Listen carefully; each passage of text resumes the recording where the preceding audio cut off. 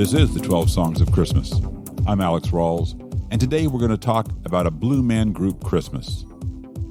The theatrical rock troupe has a new Christmas EP, Overjoy to the World, and today I'm talking to Blue Man composer Jeff Turlik and Blue Man performer Bhurin Sead about the Blue Man Group world and how Christmas music fits into it. But first, a couple of pieces of news. 2 weeks ago, as of this recording, Cher released her first Christmas album titled Christmas. And last Friday, the Blue Man Group released theirs.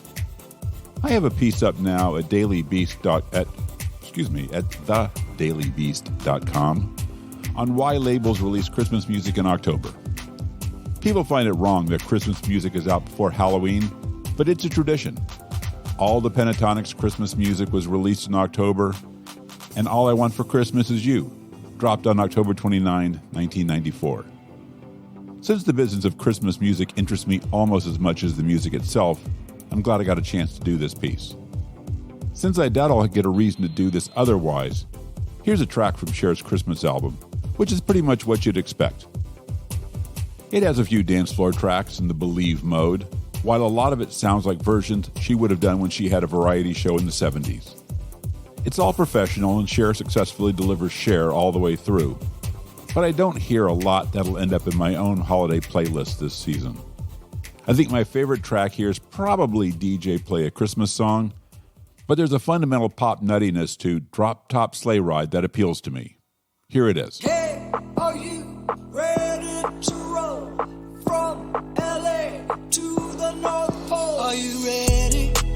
I'm a jingle bell away, and these reindeer just won't wait. Honey, I can't let this party start without you. Are you ready? Also, before we get started, I have another Christmas podcast recommendation. I've started listening to Holly Jolly Christmasu, which focuses on Japanese Christmas songs. As you can probably tell from the show, my tastes are pretty broad, and I'm always on the lookout for unlikely versions of Christmas music. I'm fascinated by the way a fundamentally Western event with heavy Christian overtones gets processed by other countries. My impression is that streaming is breaking down some of those differences, and songs that once had a limited place in their cultures are now available online. But the music from those countries is often music as we know it through a funhouse mirror. Holly Jolly Christmasu is a deep dive into an unexpected corner of the Christmas music world. And if you're here for some of my more improbable moments, you'll probably find something to like there too. Now to the Blue Man Group. Many of us were introduced to them by their appearances in a series of commercials for Pentium processors from 1999 to 2006. But they started as an off-Broadway performance art show in 1987. Music has always been a central component for their shows, as has the unusual percussion-based instruments they play. They released a few albums, but for the most part, they're a theatrical proposition, with ongoing shows in New York, Chicago, Boston, Las Vegas, and Berlin. You can pick up more on their history and the Blue Man Group phenomenon from my conversation with Jeff and Bhurin, so let's get to it. We'll start with their version of Feliz Navidad from Overjoy to the World, then we'll be back on the other side with our conversation.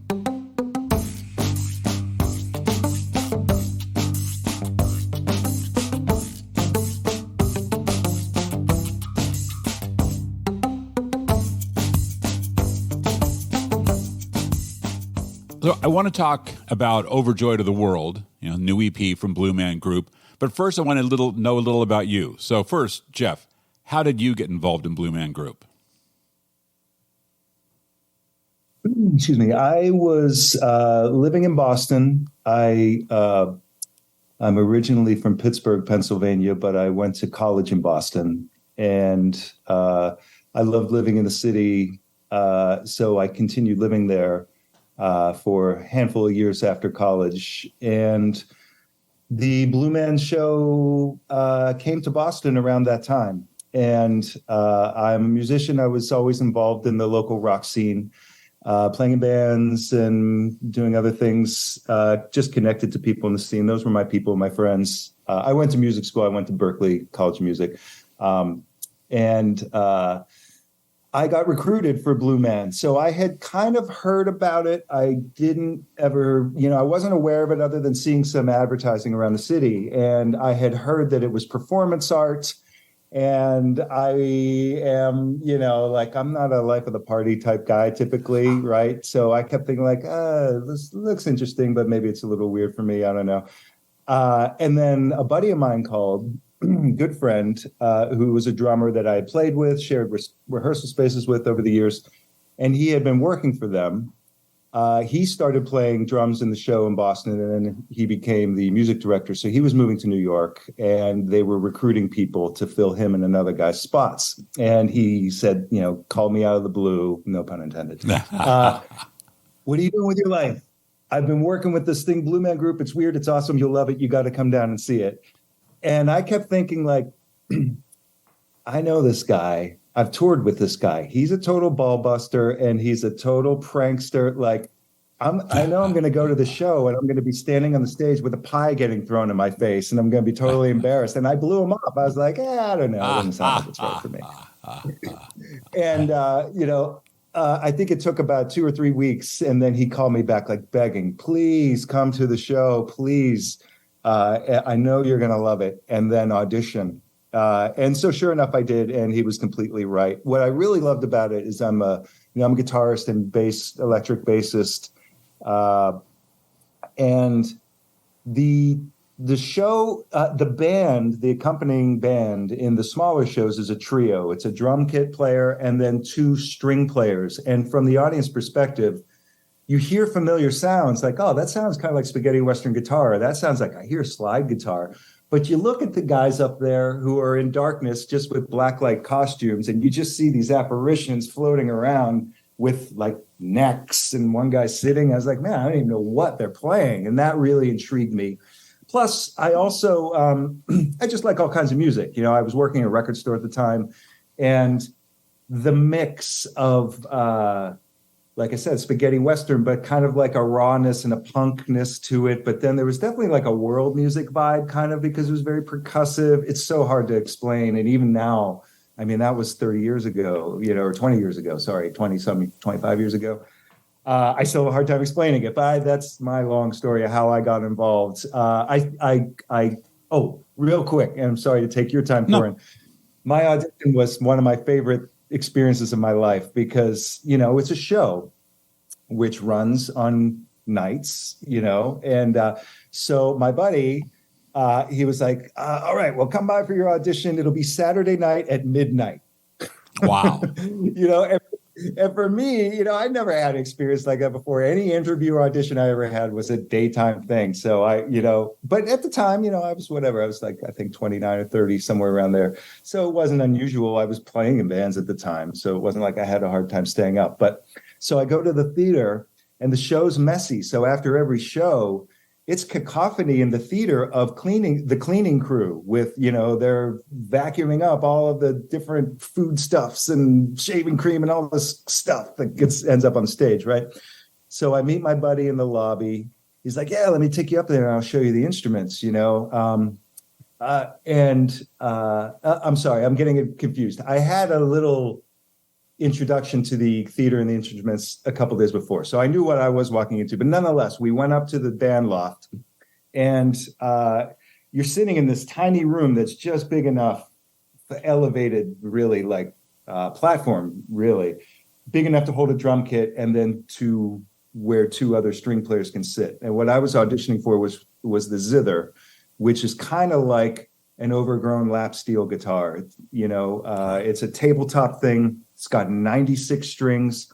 You plug it into a orange half stack with wah pedal and delay, echo, all this stuff. So that to me was really exciting. I can really make some fun noises on this thing. So anyway, I get up in the loft. My buddy, who again, as I mentioned, is a drummer, he sits down at the drum kit and he's like, so what have you been up to? And we start shooting the breeze and then it's like, well, let's jam a little bit, get warmed up. So I was like, all right, what do you want to play? He's like, I don't know, just make whatever. And he just started playing beats and I just started improvising with him. And we played for about 3 to 5 minutes, just completely improvising and having fun with each other. I hadn't seen him for a few years, so we hadn't played together. And to this day, we still play together. I'm in a surf rock band with him, and we do some other fun stuff. We love playing together. So it was fun. We stopped. He finally stops, and we stop. And he's like, "All right, man, that was great. You did great." And I was like, "Well, when's it gonna start?" He's like, "No, that was it."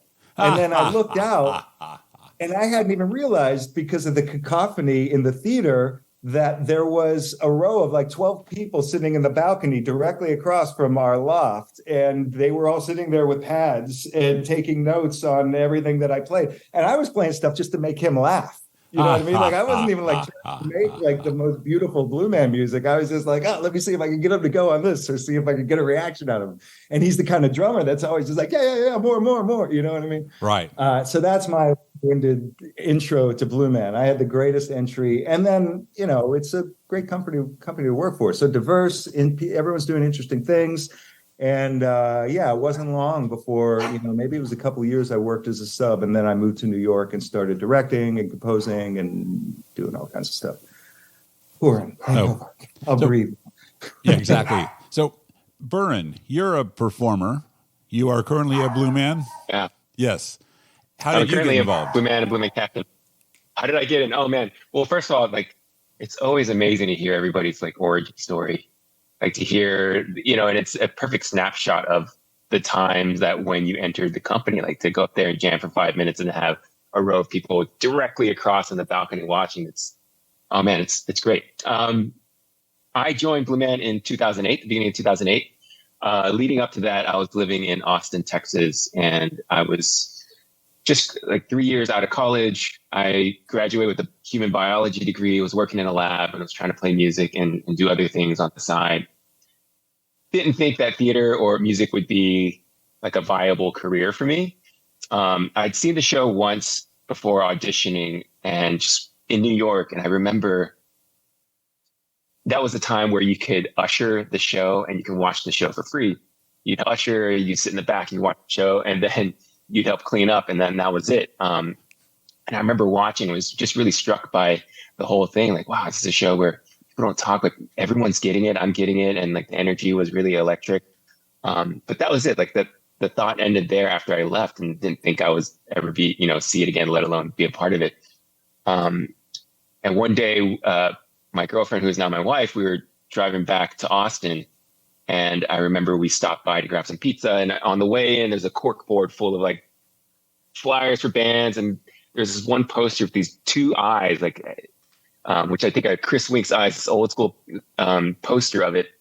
And on the bottom, it said, Blue Man auditions at the Flamingo Cantina on 6th Street in Austin. And I was like, oh, okay, maybe I'll just check it out. And I went on a lunch break and sort of auditioned. I didn't have too many like theater credits to my name. I did student theater in college, and played guitar and played piano and things like that. And I auditioned, and I remember just sort of being struck by the whole thing and got a call back. And at that time, callbacks all took place in New York. So they flew you out for 3 days. They housed you. They taught you a couple pieces. They taught you a piece from the show. You worked with some of the directors. And at the end of the workshop, they would get you bald and blue to see what you look like and see how it, that was part of the process. And I remember doing the whole thing. It was just sort of, it was such a whirlwind because I never thought anything like this would be possible. I remember sitting in the hotel afterwards and got a call from the casting director. It's like, well, you know what? We don't think you're ready yet, but here's some classes you should take. You should take a clowning class, and you should take a neutral mask class. And once you take those, just give us a call. We think you need more experience. And I think that's typical for our casting team. It's like, if they see something in somebody, they'll, give them pointers and say, go live a little, or take some classes, or get some time away and come back. And so at that point, I was a little unhappy at where I was at work, working in a lab, and decided to sort of pack up my things and move to New York. And this was, in the fall of 2007. I drove probably unwisely, like nonstop from Austin to New York with a buddy, and like a trunk full of like Red Bulls. And like we would, it was such a fun drive. I don't know if I'd do it again, but yeah, I moved to New York and picked up some odd jobs, worked in a lab. I took some classes and auditioned again. And that was maybe like 7 or 8 months later. And at that point, I got in. And so I started training the beginning of January 2008. And so that's sort of how I got in, not necessarily a full, somewhere in between. Right. So, Amazing. Yeah.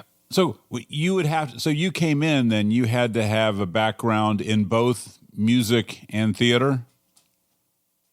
Or primarily? I think typically these days, we're really looking for people that are able to act. I think we find that it's, for the most part, we're able to teach people how to drum versus the other way around. And, you know, there's definitely been some killer drummers who end up being really killer bluesmen. But I think for the most part, we're really looking for somebody to come in that can really tell a compelling story with just their eyes and their bodies. Sure. So we're talking about Overjoy to the World, the new Blue Man Group EP. And as we talk, it'll be out in a couple of weeks. So there's a lot I think is really interesting about this, starting with the most obvious question, which is why a Christmas EP? I think the most obvious answer from our side, at least so I've heard from Haley, our social media manager, is that though the holiday themed things that we've done in the past are the most popular things online, and it's kind of speaks to how the show can be. There are moments in the show that can change either on a night-to-night basis or seasonally, or if there's just something interesting happens. If something happens in the theater or if something's happening bigger culturally, there's always, we try to approach it like as if these are real characters. Like, what would they be thinking if they saw Britney Spears dancing around with knives? You know what I mean? Because we're just going to assume the Blue Man's going to see it all. They're going to see everything we're seeing. So what would their reaction to be? How quick can we get something in the show? And it's very difficult to get cultural things in the show quickly. We've learned over the years. But nonetheless, when you can plan ahead with something kind of like low-hanging fruit, like holiday season, can we sneak a holiday season in here without offending anybody? You know what I mean? Right. Yeah.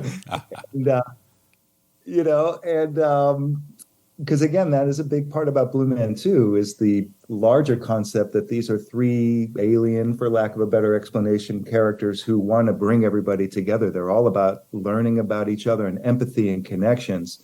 Even though each character has its own agency, for sure. They're not three just connected symbiotic twins or triplets or something, or one being. But anyway, I guess that's the shortest, simplest answer, is like the holiday things that we've done in the past are very popular online.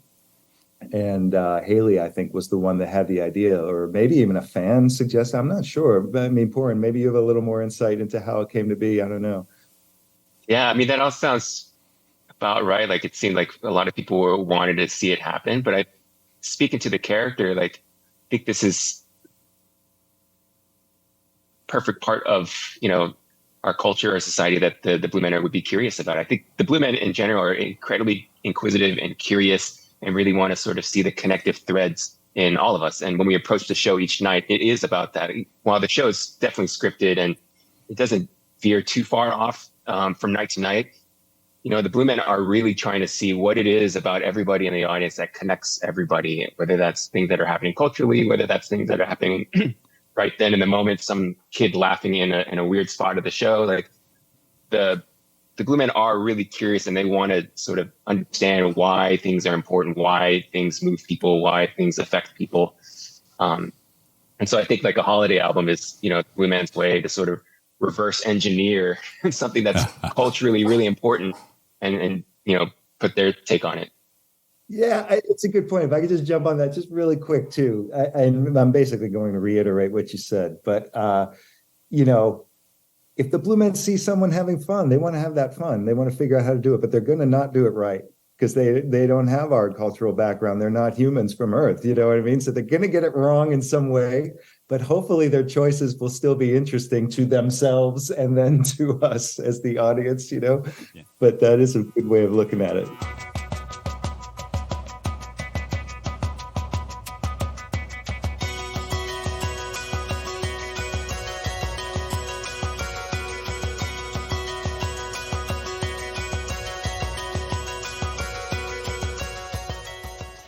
So I assume then that there have been seasonal parts of the show in the past before you've started doing this record?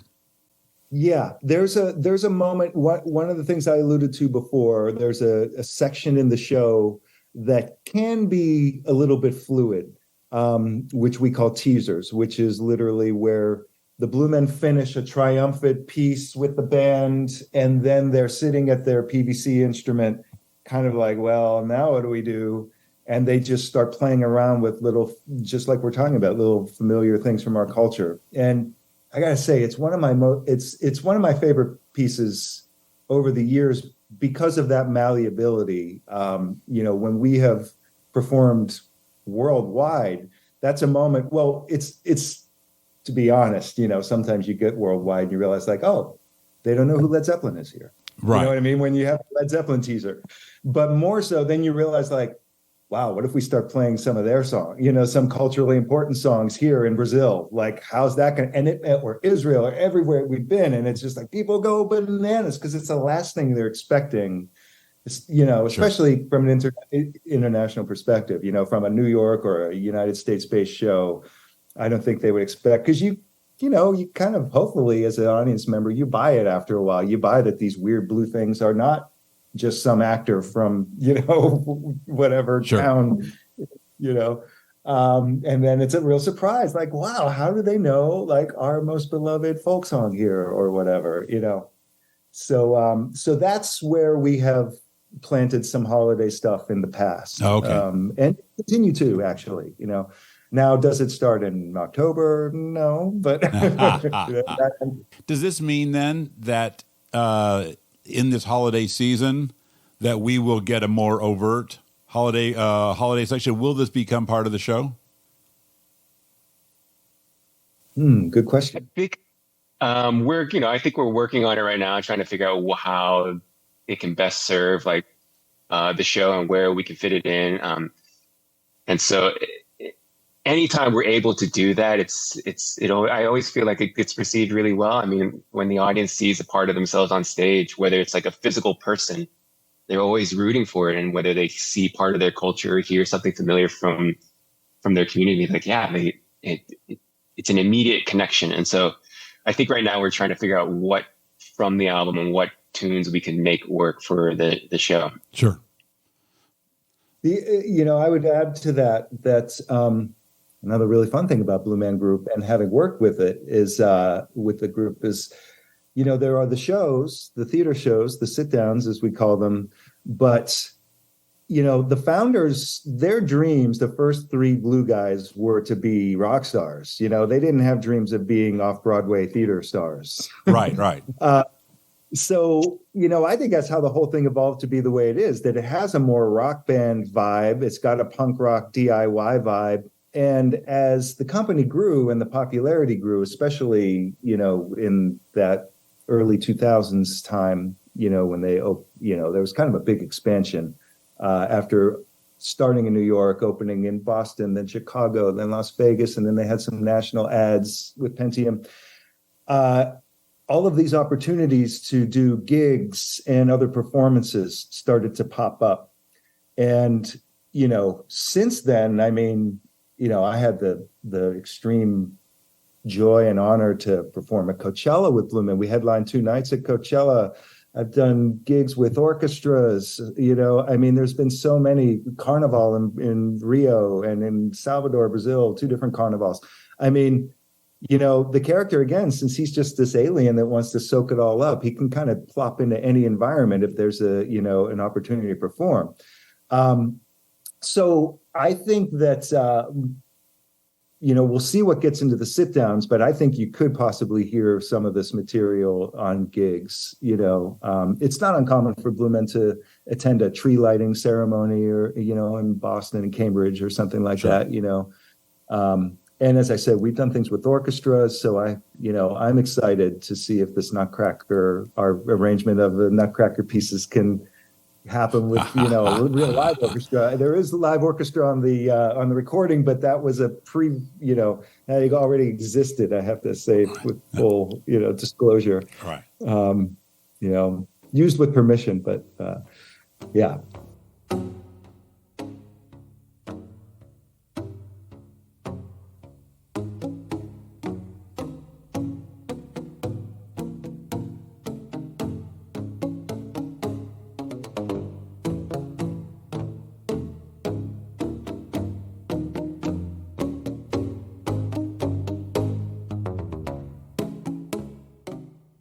When you're composing for Blue Man Group, do you think about how a piece will work in the show or how it could work in the show?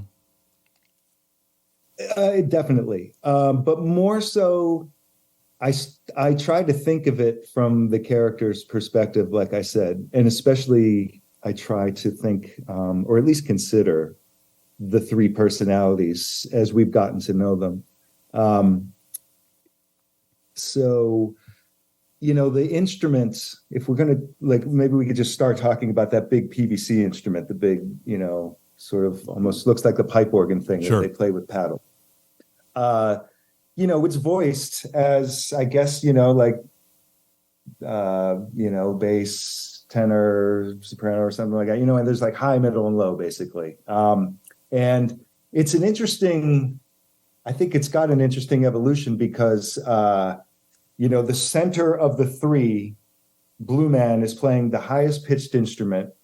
And that character also has these personality traits that are like, he's sort of in a way, kind of a leader, kind of a let's get it done type guy.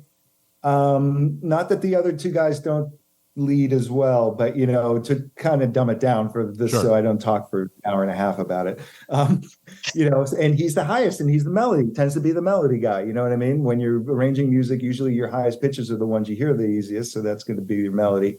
The supportive bass guy is the guy that's on stage left, so the audience is right, and he's got his own point of view. And even if anybody has ever known people in bands, or if you were in high school band or high school orchestra, I used to teach high school band, and I found it fascinating that there are absolutely personality types that gravitate towards certain instruments. Right. I don't know why it is, I'm sure a lot of it's kind of peer related, oh, you taking clarinet? Okay, I'm going to take clarinet too. But nonetheless, you do see it after a while. You know what I mean? Like trombone players, they are a breed unto themselves. Trumpets typically allowed the melody instrument, and those are confident, often talkers. The saxophone Right. players are all wiseacre. They're always in trouble with the band director. Anyway, I think that stuff applies to the Blue Men a little bit too. That stage left bass player, he does have a little bit of a bass player energy. You know what I mean? He's going to hold it down, but he's going to probably have a different perspective than the other two because of just where he sort of lives, both musically and otherwise. So he tends to go off sometimes, with a surprise or a little, again, and like Bhurin said, they're always just experimenting. So again, in writing the music, I try to slip some of that in if I can, not just make it here's a song, here's the melody, we know what it is, but if you know this about the characters and then you put headphones on so you can separate, because I do tend to pan the instrument so you can hear the left guy a little bit. Well, it would be on the audience's right and vice versa. So that's kind of what I try to keep in mind. Unless I'm directed to specifically write something for the show, hey, we have this piece, this is what we want to happen in the piece, score it, Right. So there are those two approaches to dealing with the music in the show. Yeah. Bhurin, which of those, which part of the sonic spectrum do you play? All three. Over time, all the Blue Man performers learn how to play all three parts of the instrument. And like Jeff said, each role, we call them center, left, and right. Each role definitely taps into a different part of you. And I can totally relate to what Jeff's saying. That the middle guy definitely has the ability to sort of drive the bus of the show and sort of move it forward, while the other two are sort of given the freedom to sort of let things take them elsewhere. And it's really a negotiation between the three of how we want each show to go each night. But speaking to the musical parts, I think that's one of the fun things about playing Blue Man music is seeing how all the parts sort of line up together and how they fit. Right. Whether it's this dreidel music or the holiday music, or we have a piece in the show called Klein. And when all three Blue Men are playing the parts, the parts themselves aren't technically difficult, but when they come together, they sound really, really great together. And things like that is where I find the most satisfaction. It's like, how connected can we be as a trio or like with the band, a sextet, each night versus like us sort of soloing or going off on our own. It's like really about how does everything fit together? Sure. This is sort of a simple question, but how durable and how easy to work with is the PVC instrument? Like, is it easy to keep in tune and to play accurately? Well, I mean, maybe Jeff could speak to like keeping in tune and like how to build it, but to play it, I mean, it's pretty straightforward to play. I mean, there's definitely nuances that you learned after you played it for a while, like how to get the right tone, how not to hit it too hard. Like in the show, we are definitely trying to sell that it's a physical instrument, and part of storytelling is not only the dynamics of the PVCs, but it's also like the dynamics of our body. Sure. And so it's how do we get big physicality without squashing the notes and things like that. So it can take some nuance in terms of like how to play and make it look big, but sound really good at the same time, which is a constant challenge because of course in the moment we all just want to play as hard as we can and as fast as we can. And so it's something we definitely check in on, but they're pretty durable. But yeah, Jeff, I don't know if you have anything to share about like. What you just said reminded me back to the composition side that, you're right. The physicality from an inside baseball perspective here is a huge part of it too. When you think of the Blue Men, you don't think about them like you picture them like, this is your image because they arrange the music like, I don't want to play this part here. If I could play it like this, that would be better. So a lot of that early music, because these guys too were like, they were self-taught. That's another punk rock thing about them. They're self-taught musicians. I mean, they all might have had a tiny bit of training, but they certainly weren't writing anything out on paper. It was like, what sounds cool? Does that sound cool? But that doesn't look good. Well, how about this? Oh yeah, that looks like it's a Blue Man now. Yeah, you're right.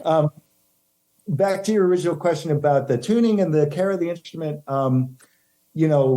Once it's set in a theater and all glued together, because you do have to glue it together. The more you bang on these things, if they're only hand fitted, they'll fall apart. Right. So, once we get it all arranged as a sculpture, which nowadays is done, on the computer, like with 3D drawings and stuff like that. But in the old days, it was all sticking together. How's it look? Take it apart again. Wow. But once it's set in the theater and the temperature in the theater is relatively consistent, the tuning will stay pretty consistent. Okay. But it isn't in the beginning for sure. Like I said, when we've had shows overseas, especially when we had to ship an instrument, that like 2 weeks that the thing spends on a boat, man, it gets out. And it's just like, it takes, another like 3 or 4 days to, just get it all right. And tuning it is, you're either filing off to make it sharper or maybe taking a whole pipe off and putting on a longer pipe, you know what I mean? And then file it down.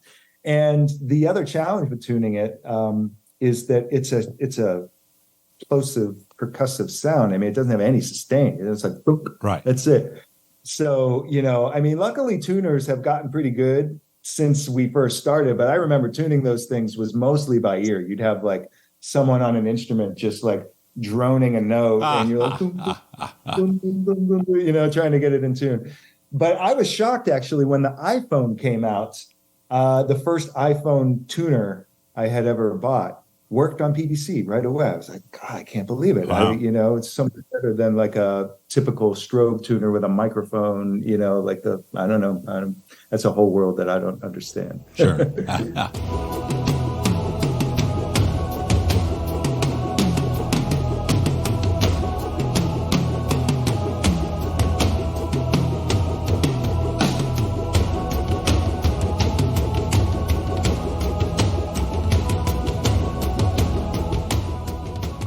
So when you're composing, are you composing on a keyboard? Because you're thinking, are you thinking in terms of composing with the idea of a fairly low sustain percussive melody?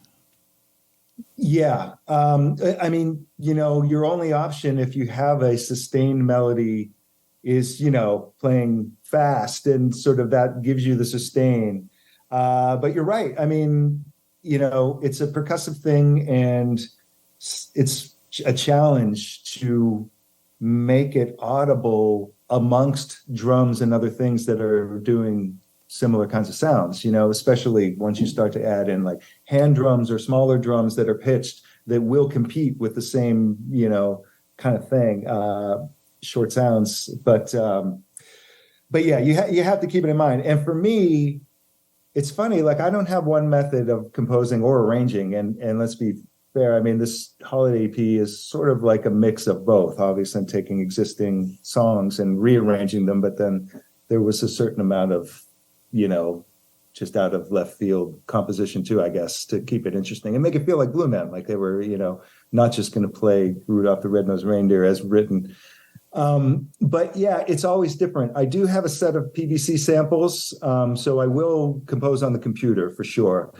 I may play it with a keyboard controller, but more often, like I kind of do this stuff in my head, and then I get in and just start drawing it in, and then the experimentation can happen there where I don't like the way that note sounds. So like I can move it around since it's a digital instrument. These days, you have so much flexibility with composing and experimentation. I mean, it blows my mind all the time when I think back to a Mozart or a Haydn or Beethoven who, it was all in the head and in the ears, and you didn't hear it until that first rehearsal. Once you had it all done, other than like sitting at the piano or whatever instrument you could play, but it's incredible feat when you think about it, how these things could be composed unheard. Yeah.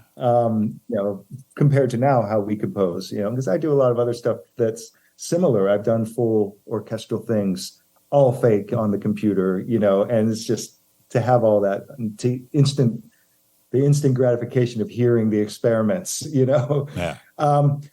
That aside, it's not uncommon for me if I have access, to get on a real instrument too. And sometimes you need to, because of the physical part of it, the sticking, you know what I mean? Right. I've written many melodies or accompaniment parts on the computer, and then I got to teach this to somebody now. And then I go stand in an instrument just like, okay, well, that's not physically possible. Oh, that's not physically possible. You have to throw the whole thing out and just like, what can I do? Oh, this is what's possible. Okay. So it's like, it's different every time, So confirm, because I think you said this, but I want to make sure I got this. So when you're recording this, when you're recording the music, you're actually doing it using PVC samples. You don't have a version of the PVC instrument to play. Not in my house at the moment. No, we used to have a recording studio for many years in two different locations in East Village of Manhattan, in Lower East Side. But over the years, we had to let them go. So now I'll start the composition on the computer, but then I'll break out the parts and teach, and then, have real Blue Men learn it. And the PVCs on this EP were recorded at the theater in New York. Oh, okay. Oh, and cool. So they were recorded by real humans on the real instrument. We tend to not release things that were the MIDI phase.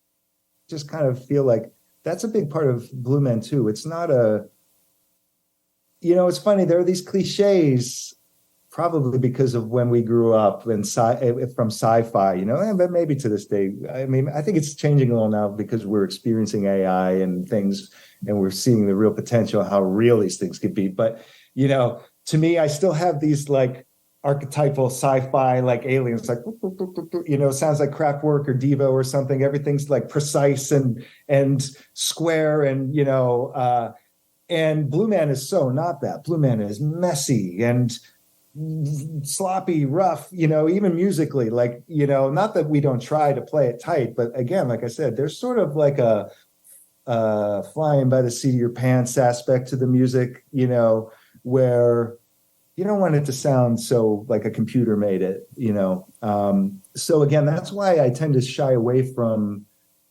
releasing anything that was just programmed, because it takes a lot of work to get the programming to sound human, and it's sort of, from a producer point of view, it's like, well, should I spend 2 weeks working on this digital part to try to make it sound real?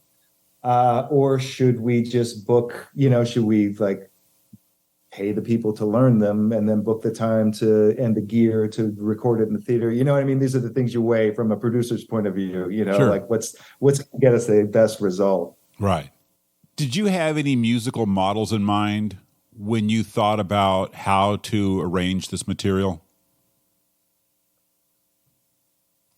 I don't think you would hear it, but I am kind of a nerd for holiday music, not as big as some people. But I mentioned I worked at a record store in Boston, and I worked with this guy who I'm wondering, since you have a Christmas music focus and background, have you ever met Decibel Dennis McDonald? Or are you aware of who he is? No, I don't. Okay, so he's a Boston-based guy. I worked with him in this record store called Looney Tunes. And in those days, this was like CD era, but he's an older guy, older than me. And he would gift everyone a holiday music tape, like mixtape that he made every year. And it turned out that at the time, I think he even wrote a book right after I left the store, but I could be mistaken about that, or maybe he just had a blog. But he was one of the biggest collectors of holiday music, I think, in the world at that time. So the tapes he would make were so eclectic and fun, and had just it was a 90-minute tape. So it was like, this experience. I mean, you could just keep playing it over and over again when you're hanging around with the family on the holidays. But really, like for a music fan, it went from, you had like the Montovanis and all the easy listening sort of sing along with Mitch stuff from the 50s, and the classic original recordings, We're Alive and things like that. You'd get a taste of that.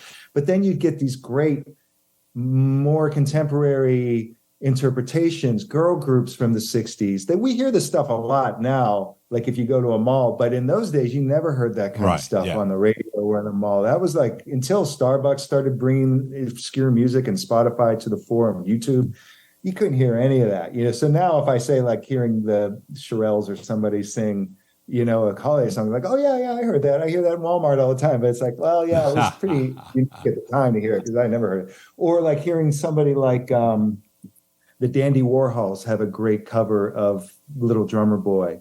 This sort of like, it's not as raw as the Velvet Underground, but it's conceptually the same, but like sort of a real droning rock kind of Mo Tucker beat. And, and it's beautiful, but it's a Little Drummer Boy. Right, yeah.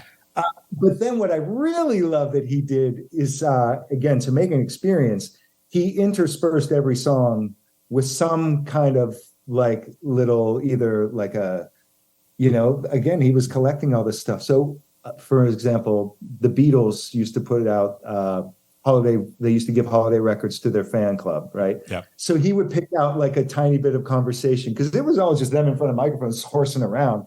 And then they would do the same thing. They would like take their track, like the instrumental track from one of their songs, and sing a holiday song over it. Right. They kind of like set the blueprint for it all, So anyway, that's what's been on my mind. I don't think it sounds like this, and I don't think we achieved it, because there were other goals too. But, it was on my mind to try to make it varied, I don't know if you've listened to it or even looked at the track listing, you can see that there's a few versions of Deck the Halls on there. And one of them I love, I can't remember if I made it. It's from a long time ago, or if one of my other composer buddies made it, but where it's an homage to the barking dog Jingle Bells. That was what Dr. Demento or whatever that came from in the 70s, right? Which I remember hearing on the radio as a kid all the time for some reason. Every year you'd hear that. So when, this was like when ringtones were popular, somebody had the idea like, oh, let's make some Blue Man Holiday ringtones. And so, us in the music department were like, well, that's fun. Like, how can we do it? And one of us had this idea. So we use the instrument, a cuica, which is a Brazilian instrument. I don't know if you're familiar with it, but essentially it's this like metal can. It's got a looks like a drum. It is kind of a drum, but it's got a plastic head on it probably these days. But inside, so it's only got a head on one side. The other side is hollow. You can reach your hand in. And attached to that head is a plastic, like a pencil, like, it's just like a rod, a dowel. Right. And when you moisten your fingers and rub it on that dowel, it makes this like sound. So like next time you listen to any samba music from Brazil and you hear that, like it's not people in the background jumping around. It's that thing. So yeah, somebody had the idea, like, deck bells with balls of holly.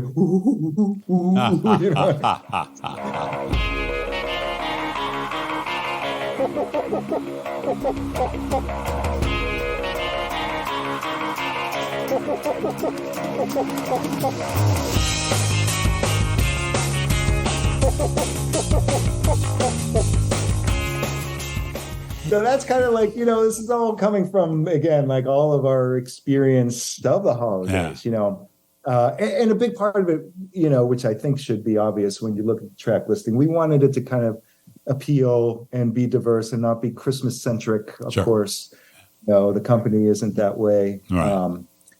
I don't know. I was even surprised to find out, well, not that surprised because I kind of knew a little bit, but, when a lot of the classic Christmas music was written, it was written by people who worked in these New York City music houses who were typically all Jewish guys. You know what I mean? Sure. So, I don't know that they were celebrating Christmas. They probably weren't, but who knows, on what spectrum of, how progressive they were about their faith. But so, when thinking about that, well, when I was working on the dreidel mashup piece, that's what led me down this path of thinking where I was like, okay, I want to get dreidel in here some way. That's the only Jewish Hanukkah song that seems to be out there besides Adam Sandler's song, right? Right. And then I was just trying to think, well, what can we do with it? And I just discovered in my head, like, wow, you can superimpose other Christmas songs over this chord progression and it works. Like how many are that way? And then that led me down the rabbit hole of Wikipedia and being like, who wrote that one? Who wrote Rudolph? And then I started realizing, like, oh, these guys all knew each other and they're all a bunch of Jewish guys writing Christmas songs. You know what I mean? Yeah. And it does make you realize, like, holiday music, it is all about marketing, but man, has it gotten in our hearts and our souls, because we experience it at such a vulnerable and time when we're sponges and, emotional. I'll tell you why I asked the question about musical models. I like your answer a lot. But the other thing I was thinking about was old exotic and faux Polynesian records by people like Martin Denny and Arthur Lyman, who were taking familiar melodies and then playing them also on tuned percussion instruments. And I was wondering if there was any echo of that in your mind when you were working on stuff like this. Well, I have to be honest. I mean, my father listened to that kind of stuff. I mean, Martin Denny was not unheard of around, and then especially at the time that I mentioned before that I was working in a record store in Boston, that was in the 90s. And that was in, I had a huge awakening just working in a record store, just having the history of music laid out in front of you there every day. And if it wasn't busy, you could just pick whatever you want and listen as long as it wasn't terribly offensive, unless that was the vibe you were going for that afternoon to get somebody out of the store. Yeah. And there's just something about that, like Esquivel and Martin Denny and Xavier Cugat, and that whole genre is definitely in here for me. So it probably has come out. As a matter of fact, we did I had mentioned before, we did a thing I didn't say specifically, but we did a sit at the Hollywood Bowl for 2 nights with the LA Philharmonic. And we chose an Esquivel arrangement of the song Jalousie, I don't know how you say French. Because it feels very Blue Man, just like you said. There, even though there's like kind of a kitschy quality to it, for sure. And again, I referenced that time in the 90s because that was like, the space age bachelor music. The lounge thing kind of came roaring back in that decade. There was even a great band from Boston or Providence called Combustible Edison that was like doing that stuff. Right. So yeah, I guess it's in here. It's funny. I would have sat down and said like that was my influence, but you found it. You pulled it out of me. So, Bhurin, do you came to this as an actor first, musician second? A little bit of both. Okay. Yeah. Not quite fully an actor, not quite fully a musician, but somewhere in between. Yeah. Right. Do you think about the gig? How do you think about the gig? Because the one thing I find interesting, and part of as we start to transition into talking a little bit about the business of the record, is I feel like Blue Man Group lives in a kind of an interesting space because it's very clearly a musical activity, but at the same time, I think I assume people go to it for the performance first, and for in some ways the theatrical experience. And the music is just a part of that experience. How do you think about the way the Blue Man Act works, and that relationship between the music and the performance and the theatricality of it? I think the Blue Man character, I feel, at least in my perspective, like their mission is to understand people, understand the audience. Again, like to see what the connected threads are, whether they're doing that through actually experimentation with audience members, seeing what they're willing or not willing to do, either putting them in situations and seeing what happens, or trying to communicate through music. I think these are all different tools the Blue Men instinctually know how to use, and music and drumming in particular is again like another instinct that they have. And anytime we're playing music, I think the character is not doing it in a way that they're trying to perform something and trying to get sort of an applause. They're not doing it to get adulation. They're not doing it to get validation or anything. They're really doing it to see the impact. It's all about the experimentation. Like, what is this note? How does this soft note affect those people over there? And what if we ramp this piece up and it gets really loud? How does this affect people? It's always about that sort of experimentation and that connection with people out in the audience. That's sort of how I approach the whole show. And like, whether it's the comedy, the comedy bits, it's really to see if I'm making a decision for a written joke, it's really about like, how does this connect with the people in the house, and how do I, carve or sculpt this moment so that they get it, versus putting the focus back on the Blue Man, if that makes any sense. It's again, it's all, I think, in service again of like, how does this connect the audience to the Blue Man, and how does it connect them to each other? Sure. No, that makes sense. I'm sort of inferring, but I want to make sure I got this right. How much of a show on a given night, how much changes from night to night? Not too much. I want to say like 95, 98% of the shows remains the same. Like the biggest changes in the show are anytime we interact with the audience, the pace and tempo of the show, like how does the show feel? Like we have the liberty to sort of like respond to things in real time. For example, if a cell phone goes off, the Blue Man can stop and, question like, oh, what's that? There's no judgment. It's purely just like, oh, that's interesting. Where's that sound coming from? So by and large, like the show is scripted, and, it's our job to make it feel like it's unfolding for the first time. But then again, there's been countless stories of things going awry and things happening. Like, I think I've heard one story where there was a fire that happened on stage because, a lamp had blown up, and one of the performers decided to go off stage and grab a fire extinguisher and put it out. The audience like cackled and howled, and, afterwards, like, oh my God, that moment was so great. And, but the performers were just sort of responding and reacting to what was happening in real time. So those things can absolutely happen. And, as long as the Blue Men respond and act like Blue Men, respond as Blue Men, almost anything goes. But by and large, it's pretty much like consistent night after night. Sure.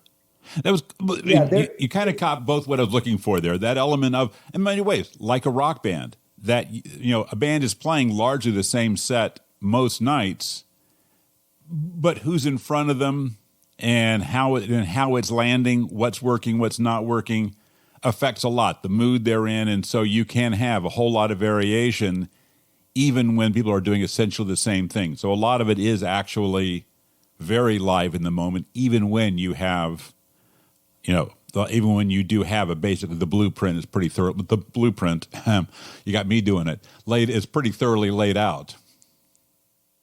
Yeah, and there's, Go ahead. I was just going to say, there's, a specific song in the show called PVC4, and there's a ramp, there's a build, there's a tempo shift that happens, and it's a connection between the drummer and the Century Blue Man playing on the PVCs, and that can change night after night based on where the drummer's sitting. Is he like on the front end of things the whole night, and maybe the ramp will speed up, or is he really trying to pull back, and vice versa? And so things like even tempo shifts and how we want to play, are we playing in front or behind the beat, can absolutely change. And that's a lot of fun to just sort of be the practice of being present each night and like trying to hear where everyone's at in reference to like the groove and the beat.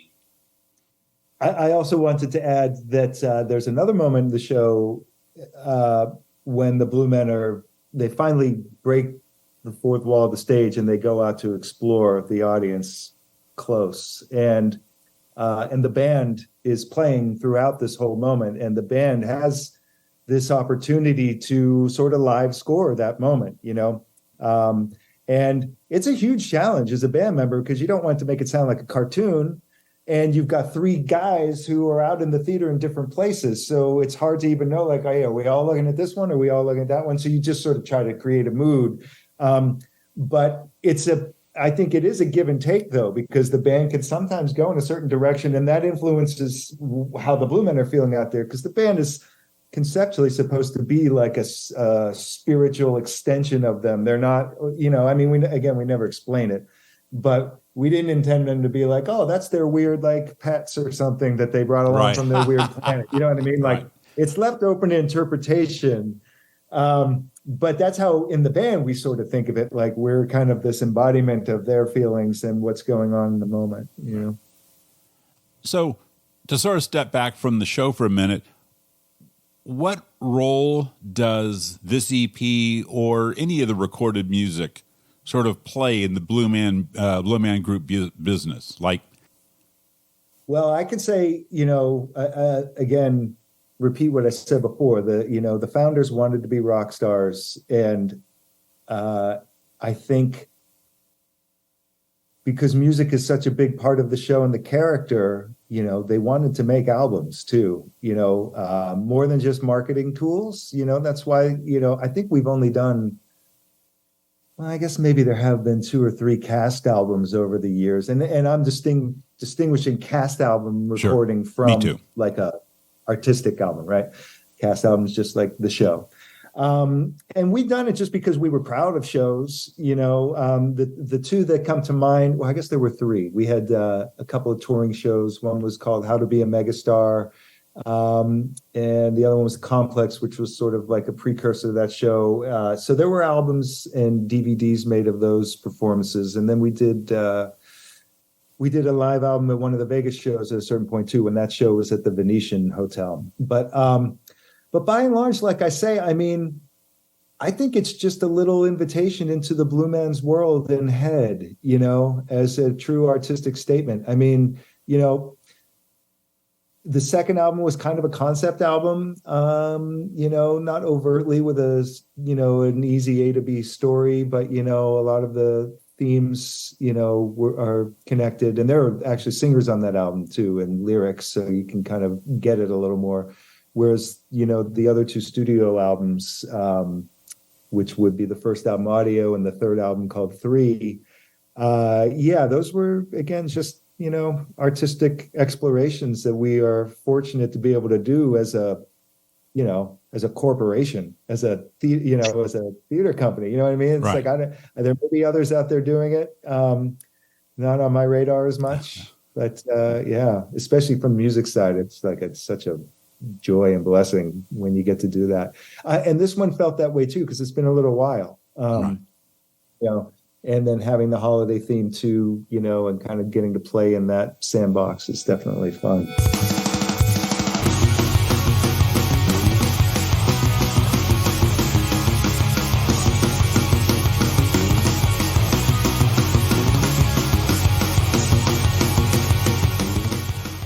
So far, the Jingle Bones is the only video out. Are there plans to do other videos attached to these songs? Yes. Yeah, there are. I'm not sure in what stage of development they are yet, but I know we've discussed, right? We've discussed all of them, I think, right? Yeah, I know that the dreidel mashup, there's a video currently being worked on right now. And I think parts of all the different songs are being used in a bunch of other digital content as well. What other digital content are you thinking about, or what you can tell me?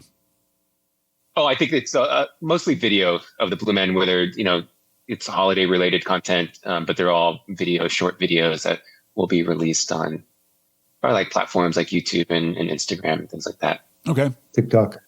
Yep. Is that one of the reasons, thinking about specifically Instagram and TikTok, for there's a number that are pretty short, that are under a minute? Is thinking about those different media platforms, social media platforms, one of the reasons for the short tracks? No, it wasn't the initial. That's my own musical ADD, and I apologize to anyone that wants. I apologize to anyone that wants long form stuff, but I have to be honest, and I'm not saying this is a brag, but I am from like the Black Flag school of like, I'm a punk rocker and a metalhead, and I sort of feel like, man, 2 minutes is about as much as you need, although don't get me wrong, like I love Yes too, like the first 3 important Yes records are some of the, I think, the most important things and I love classical music. I can sit and listen. I don't have that short of attention span, but I also feel like, having worked on this stuff, and again, like I admit that I am a holiday music nerd to some degree, but I can understand that some people don't like it at all, or there is a kind of, there's a corniness and a cheesiness depending on your point of view, right? So to me, the whole concept of Jingle Bells as a Blue Man cover, that sort of encapsulated it for me, because as soon as somebody mentioned it, like, oh, why don't we do a punk rock version of Jingle Bells? Like, all right, I'll make up a quick demo of that. As soon as you get through like one chorus and a verse and a roundup chorus, it's just like, well, we did it. Do I have to keep repeating this? Like, how can I make it new coming around every time? And it's just like, oh man, this is like, well, maybe it shouldn't be longer than 2 minutes. You know what I mean? And it wasn't even that I was picking an ideal, but it's funny you say that, because towards the end of the project, when we were mastering and I started paying attention, like, oh my God, this one's like 158, this one's like 214 or whatever, you know what I mean? Yeah, like, just like that seems to be my sweet spot for length, But I also started to think too, in terms of the playlist idea, because apparently that is a big thing, Spotify holiday playlists or other playlists. And I feel like you don't want to sit in a 5-minute cover of holiday songs on a playlist. Good to keep it moving, keep us all buoyant, and so yeah, not related to aiming at social media necessarily, but hopefully it will work well in that way. Sure. Although those are really short videos. I think TikToks, I don't know, I'm not on TikTok, but they are really short, right? Yeah. I'm pretty sure. Yeah. Bhurin, I was also wondering, as we were thinking about the length question, as somebody playing the songs playing songs, are the songs in the show tending to be shorter, 3 minutes or less? Probably, right? Yeah. The longest piece maybe is PVC 4 out of all the music that we play. I mean, a lot of the songs, like quote unquote songs, are like 2 to 3 minutes long at most. Yeah.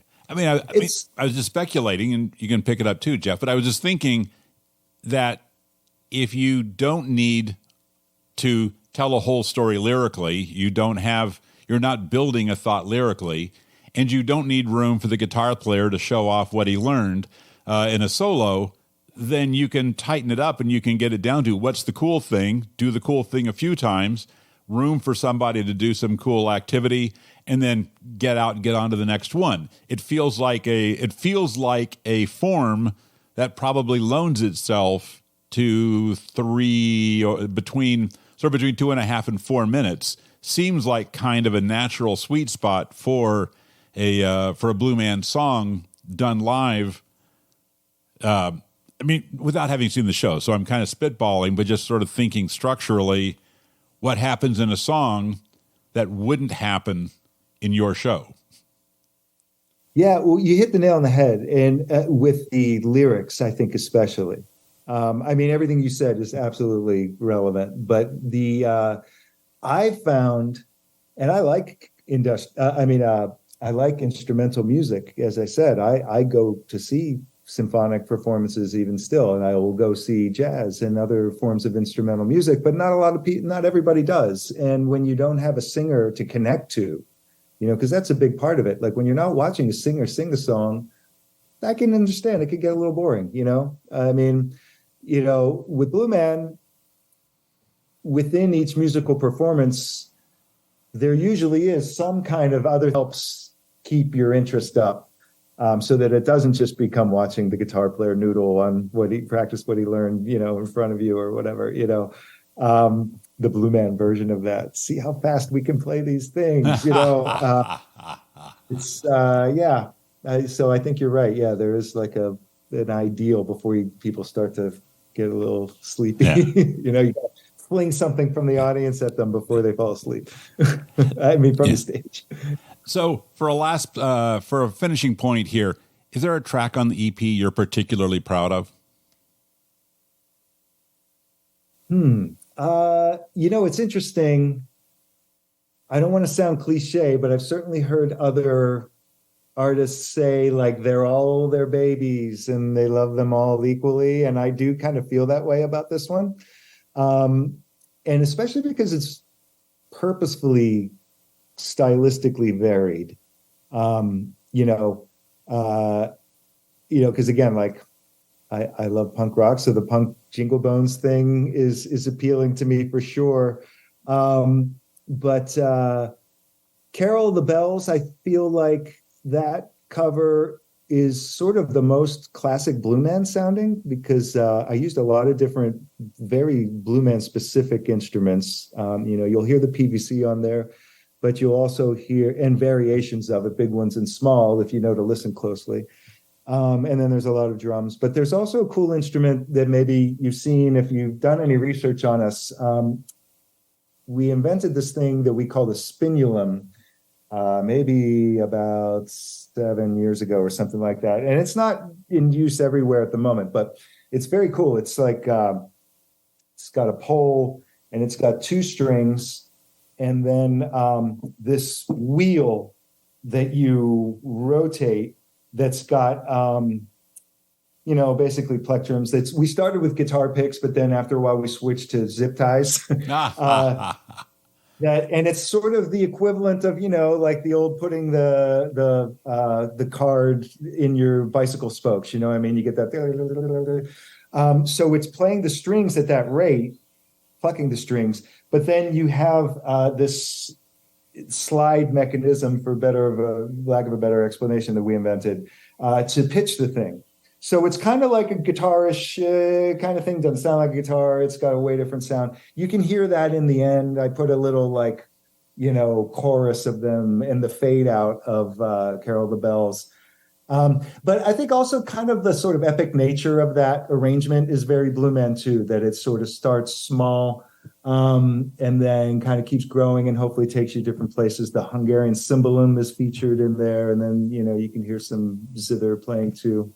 And then the other thing I also want to mention about that, for the total music nerds, you don't even have to write about this, but I can tell you're into music. So the PVC that opens the song, you can hear it like sort of echoing and phasing against itself. And that was an experiment I wanted to do that's sort of an homage to the classical composer Steve Reich, who has these phase pieces. Like there's a piece called Piano Phase, where, it's like two people playing the same thing, but then like they get off from each other, almost like some of those experiments with clocks or metronomes where like they start the same and then eventually like they're syncopated with each other and then they like eventually come back. And I just thought that was like, a neat concept to apply to an element in a Blue Man song. So that was sort of set the stage. Again, trying to think of like, what would these characters do with this song? Ding, ding, ding, ding, ding, ding, ding, which also is a song that like gets old really fast. Yes. You hear like about one round of that whole thing, and then it's kind of like, I get it. You know what I mean? Like, you better change it up somehow, And I thought about because the Blue Men do have a little bit of that restless ADD about them too, just like, fuck it. You know what I mean? Like, we're going to do this stuff. You know what I mean? Yeah, that's all my backstory about that one. I guess I did like working on that one quite a bit.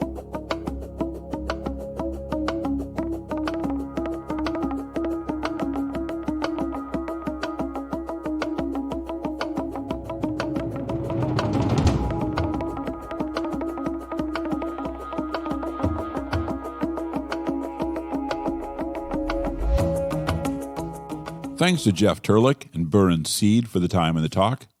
You can go to blueman.com to see when they're playing where. If you're here today because you're a Blue Man Group fan, I hope you'll check out some of our previous episodes. 12 Songs is in its 6th season, and we have a healthy back catalog of cool conversations on Christmas music and creativity. If you have any questions or comments, I'm easily found at 12 Songs of Christmas on the Book of Face. If there's something you think I should hear, let me know. I got into Holly Jolly Christmasoo because I immediately started hunting down tracks while I was listening to it. We'll wrap up with one more from the Blue Man Group's Overjoy to the World. This is the title track. Talk to you next week.